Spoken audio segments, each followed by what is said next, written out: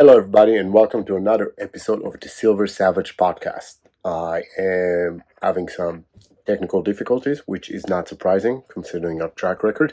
But for whatever reason, my microphone, which is right here, and my computer do not want to communicate. So I am recording this on my phone, but I did not want to skip another week with no podcast. I do apologize for not dropping one last week. I'll explain why in a minute. And I do appreciate all of you that reached out to ask if I'm okay when the podcast did not drop. Honestly, I did not realize that many of you are actually following us. So I am A, grateful for you guys reaching out, and B, I am happy that this podcast actually is reaching some people and some of you are finding value in it.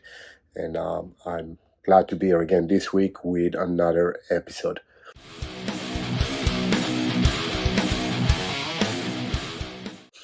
So I did not drop on last week. Last week was busy.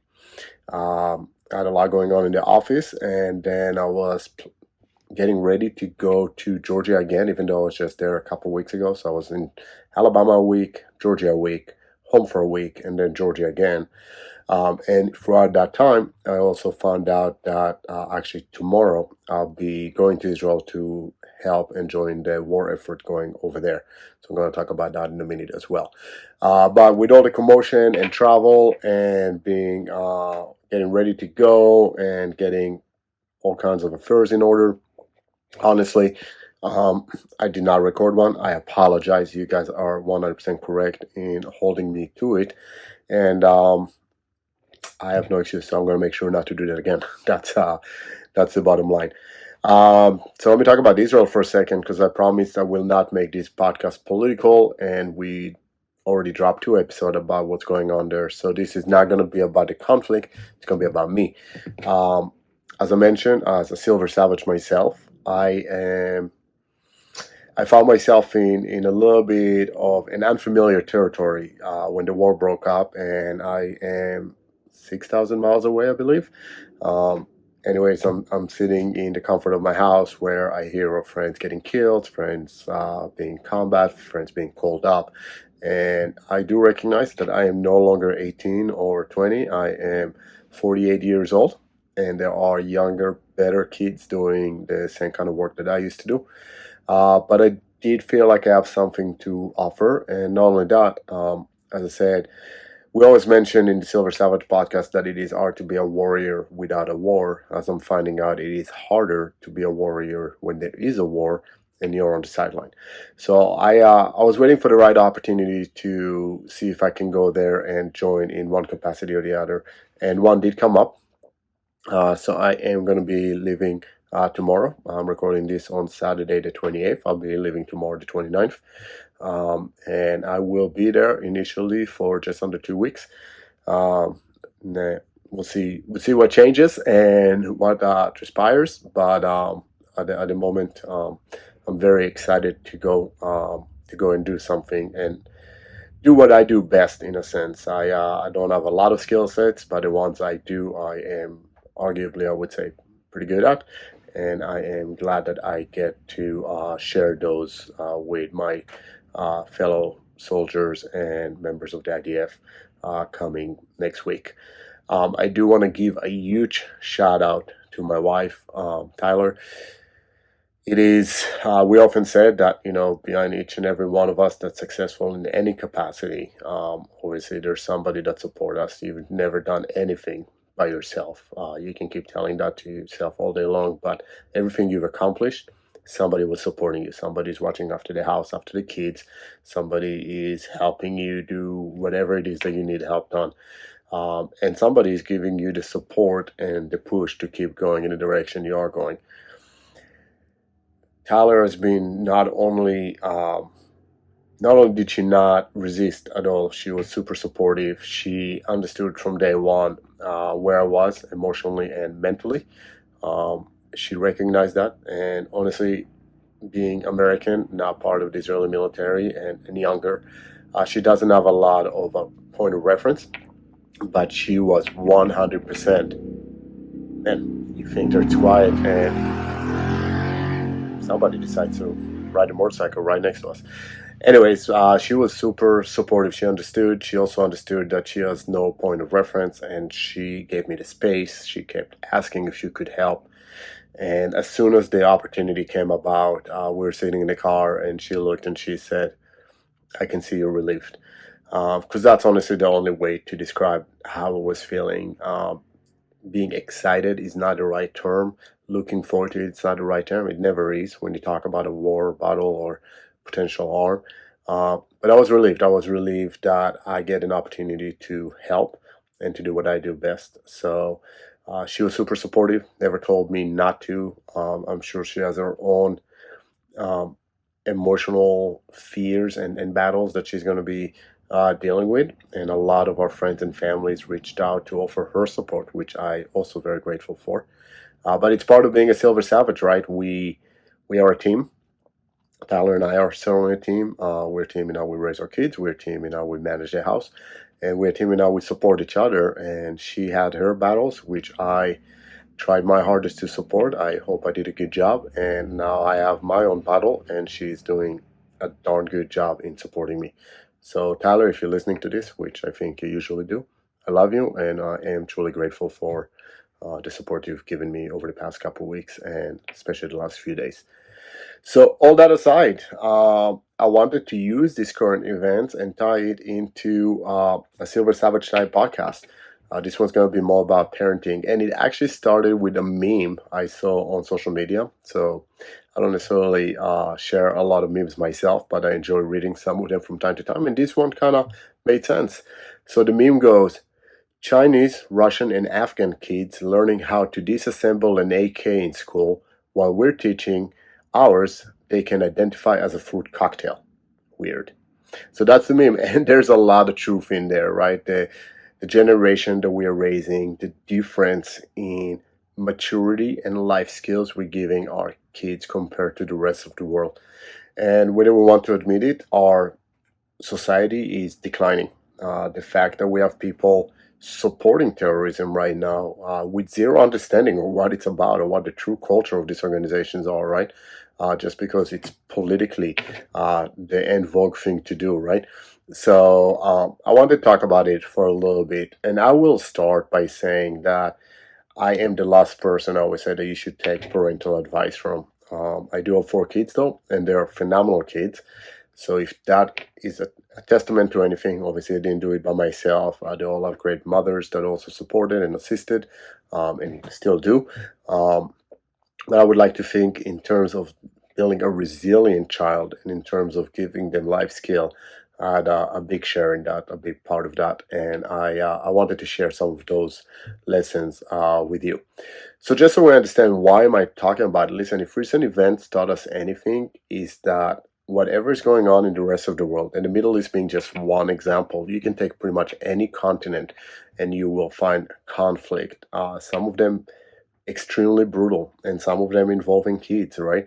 And the idea of resiliency is a major concern for a lot of us. And those that think that this will not happen in America, you forgot 9/11. Um, 9/11 didn't happen in a vacuum. Again, I said I'm going to stay away from politics, so I lied a little bit.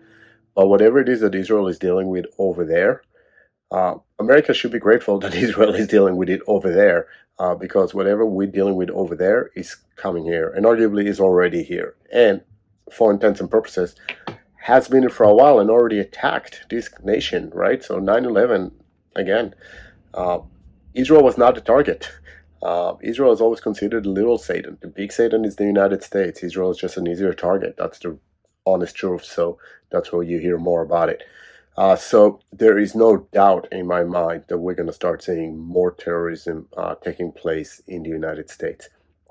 And even if we take terrorism aside, think about natural disasters, right? How many states during like on Tornado Alley, right, that get hit every year, um, and families are torn, right, losing their houses and losing income, and kids are part of it, right? So how do these kids manage those events, right? How do we raise kids that are more resilient and can handle it?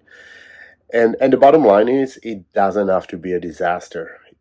If we raise kids that are spoiled, that have no understanding of current events, have no understanding of how to stand up for themselves, advocate for themselves, how to fight a good fight when a fight is needed, right? And how to step down when one is not, but understand the differences, right?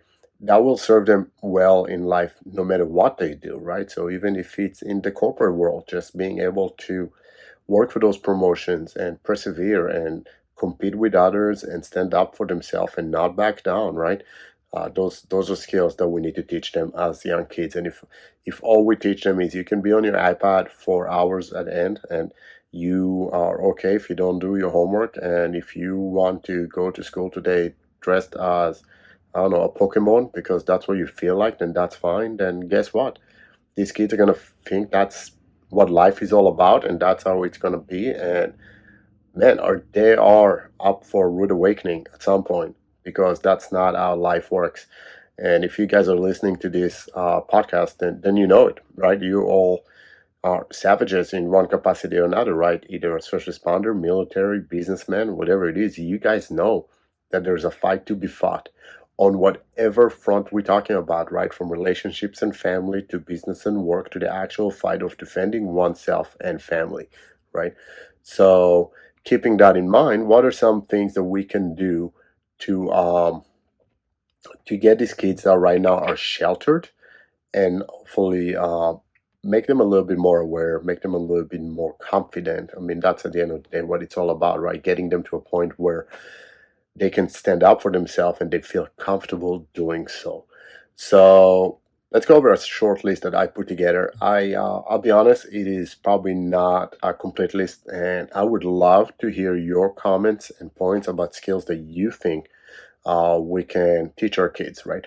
Because the, the other thing I want to keep in mind is that I have to be cognizant of age appropriate skill sets, right? So, as much as I am a pro Second Amendment, and I think kids should know how to be safe around firearms and handle them safely and so forth, it is not for everybody. And a kid that doesn't have the maturity should not handle a firearm, right?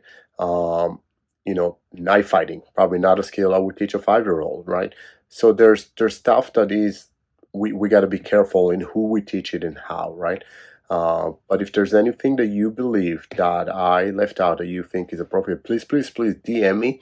I will certainly make a note of it either on social media or on a future podcast. And this is how as a community we grow and get better and enhance each other. So again, this is my partial list, right? Starting with weapons, I'm going to actually leave that one to the side. I think that's self-explanatory. I think kids should know how to be safe around them. They don't all have to be marksmen, but if they find themselves around a firearm, they have to know how to at least be safe and not injure themselves or somebody else. And if we're talking about events of terrorism or events of crime, if you live in inner cities or large cities, right? Weapons are just part of the reality. We can try and regulate and legalize it all we want, but at the end of the day, they're always going to be around. So, knowing how to be safe with them is important, and I'm going to leave it at that. Main thing in my mind is getting them outside. I see a lot of kids just spending time indoors, right? Again, TV, electronics, tablets, whatever it is, right? They just don't do things outdoors anymore. They don't know what walking through the woods is like. They don't know what some wildlife is and what's good to touch and what's not safe to touch, and what we should be considered as warning in nature and what should be considered as a sign of safety. There's a lot to be taught and learned outdoors, and we're missing huge opportunities by not taking them out there, right? The main thing for me is I like taking my kids hiking. Aside for the fitness element, just being in the fresh air, there's so many benefits to it, and it's documented psychologically, physically, emotionally. Just being in nature just does good for the body, mind, and soul. So I like taking them hiking, right? Just exploring. When we go out, we try to look for wildlife and we try to respect it. This morning, as minute as it was, took our 2 year old out for a walk around the neighborhood and saw a caterpillar.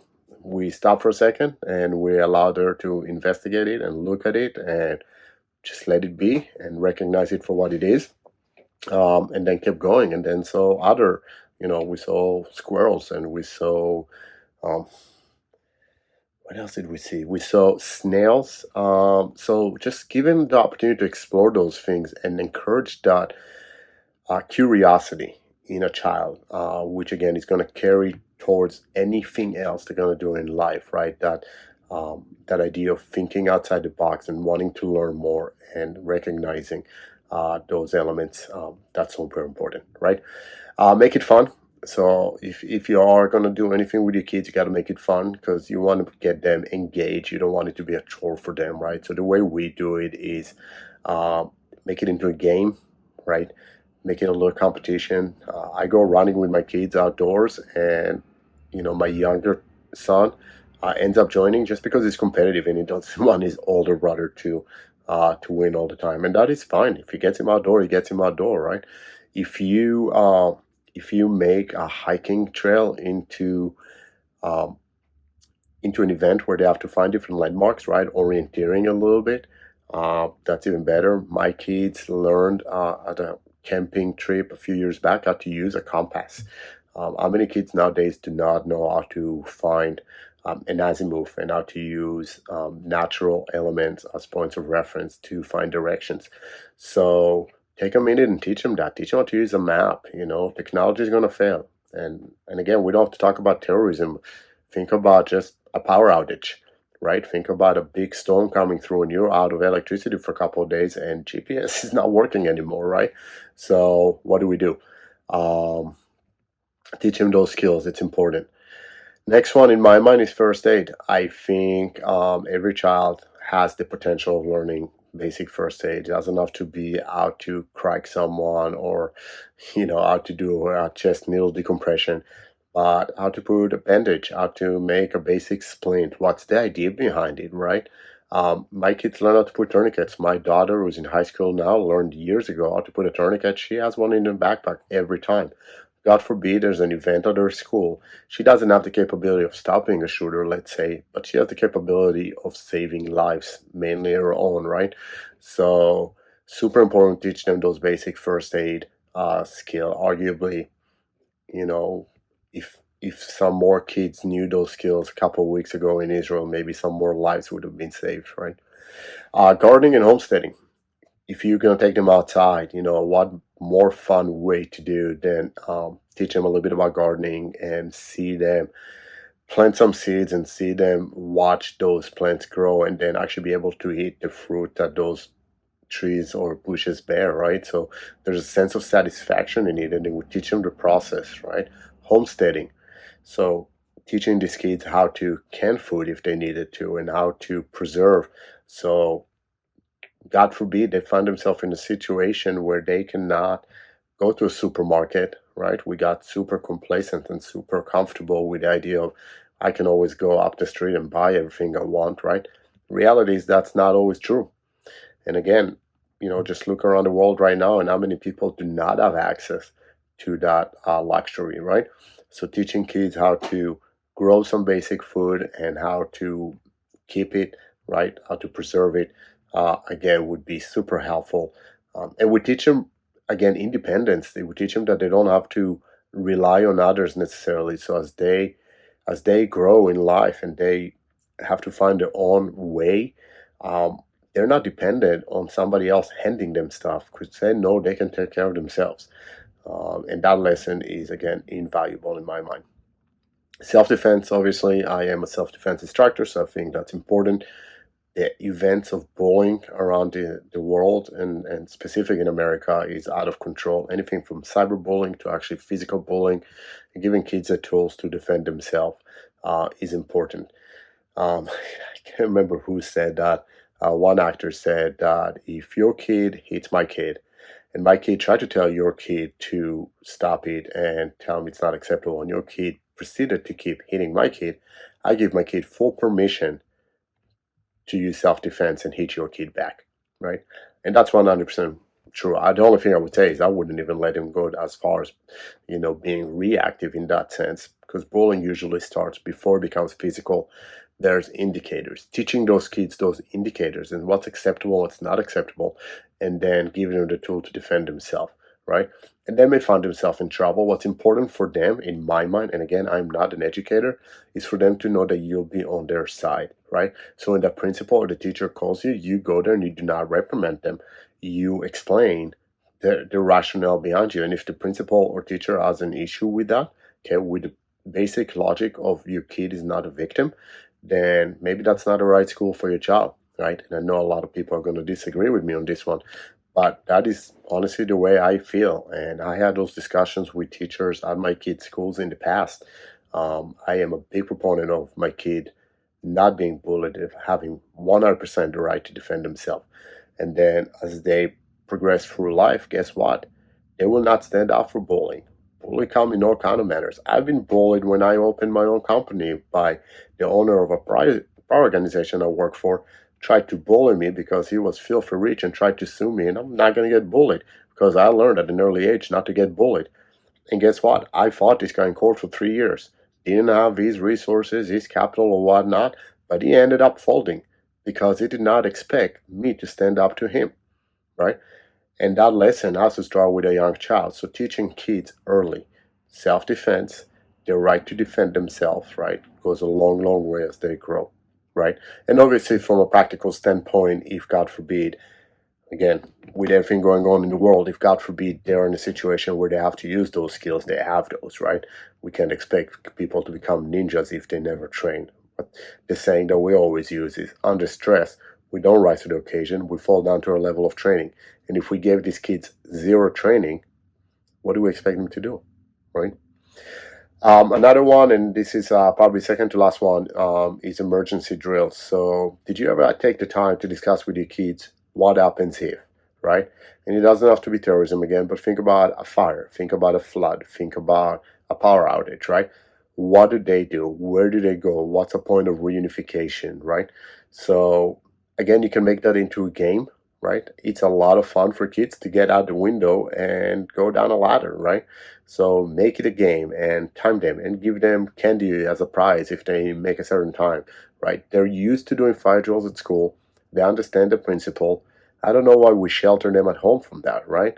Arguably, they're more likely to have to do it at home than at school. When was the last time you heard of a fire at a school?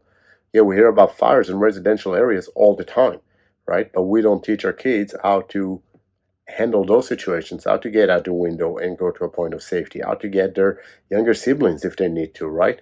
Okay, how to get people up in the middle of the night if they're asleep and they don't feel the flames or the smoke. So teaching kids those skills, again, I can only imagine how many lives that potentially could save if kids are part of the plan and not an afterthought, or all the responsibility falls on the parents thinking that the kids cannot handle it. You'll be amazed. Your kids can handle a lot more than you give them credit for. Not only that, they'll probably appreciate the opportunity. They want to be part of it. Give them that opportunity. Empower them. You're going to get so much more out of it, as will they. All right. And the very last thing, and this is kind of a result of what we saw in Gaza a couple weeks ago, basic SEER stuff, right? How to get out of dark